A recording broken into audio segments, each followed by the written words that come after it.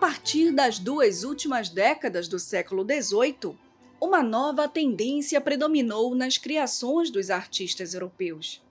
Foi denominado neoclassicismo. Esse estilo surgiu como reação ao Barroco e ao Rococó, e se caracterizou pelo desejo de recriar as formas artísticas da antiguidade greco-romana. Desse lado temos a obra Parnaso, de Anton Rafael Mengs. Ela representa o deus grego Apolo no Monte Parnaso. Nota-se a influência da pintura renascentista e da mitologia greco-romana.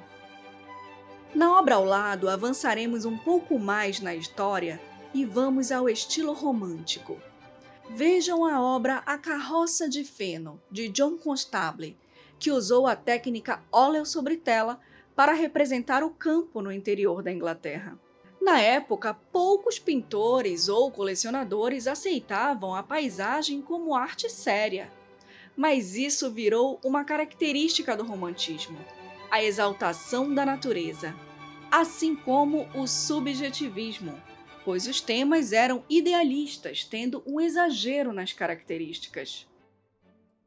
Agora vamos ver uma obra impressionista, A Caminhada do Penhasco em Porville. É uma pintura do francês Claude Monet. Tentem perceber o que mudou nesse estilo. O impressionismo foi um movimento artístico que revolucionou profundamente a pintura e deu início às grandes tendências da arte do século XX. Os pintores impressionistas procuraram, a partir da observação direta do efeito da luz solar sobre os objetos, registrar em suas telas as constantes alterações que essa luz provoca nas cores da natureza. As figuras não tinham contornos nítidos e as sombras eram luminosas e coloridas, tal como é a impressão visual que nos causam. Seguindo nesta parede temos o cubismo. O nome deste estilo vem de cubos, onde os pintores passam a representar os objetos a partir de formas geométricas como cone, esferas, cilindros e cubos, e ainda retratando todas as suas partes num mesmo plano. Este trabalho é a Guernica, uma obra do pintor espanhol e cubista Pablo Picasso. Ela retrata o bombardeio à cidade de Guernica durante a Guerra Civil Espanhola. Este estilo é fundamentado na destruição da harmonia clássica das figuras e na decomposição da realidade. Esse movimento pode ser considerado o primeiro a se caracterizar pela incorporação do imaginário urbano-industrial em suas obras.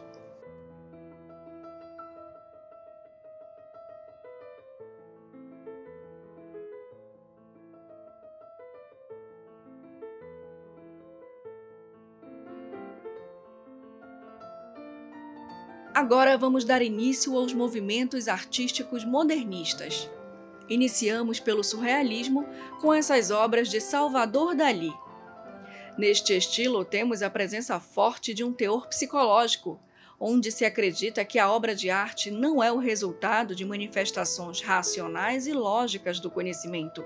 Ao contrário, são manifestações do subconsciente, absurdas e ilógicas, como as imagens dos sonhos e das alucinações, que produzem as criações artísticas mais interessantes. Às vezes, as obras surrealistas representam alguns aspectos da realidade com excesso de realismo.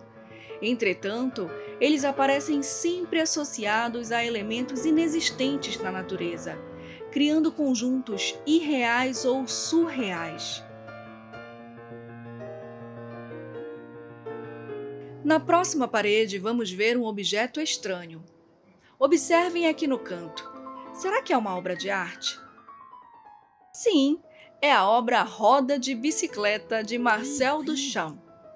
Ela faz parte do estilo dadaísta. Os artistas deste movimento propunham que a criação artística se libertasse das amarras do pensamento racionalista e sugeriam que ela fosse apenas o resultado do automatismo psíquico, selecionando e combinando elementos ao acaso.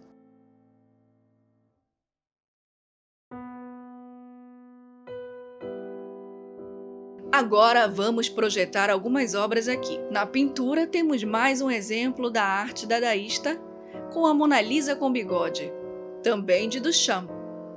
Temos também muitas colagens nesse movimento, que é a reunião de materiais aparentemente escolhidos ao acaso, nos quais sempre se podiam ler textos elaborados com recortes de jornais de diferentes feições gráficas. A intenção não é somente plástica, e sim também de sátira e crítica aos valores tradicionais tão exaltados, mas responsáveis pelo caos em que se encontrava a Europa. Isso também aparece nas obras do movimento expressionista. Os quadros mostravam as denúncias de uma sociedade considerada doente e carente por um mundo melhor após o período de guerra enfrentado pela Alemanha. Além disso, elas possibilitavam ao espectador uma reflexão sobre o estado psicológico dessas pessoas, como na pintura O Grito, de Edvard Munch, considerado um dos precursores do expressionismo no mundo.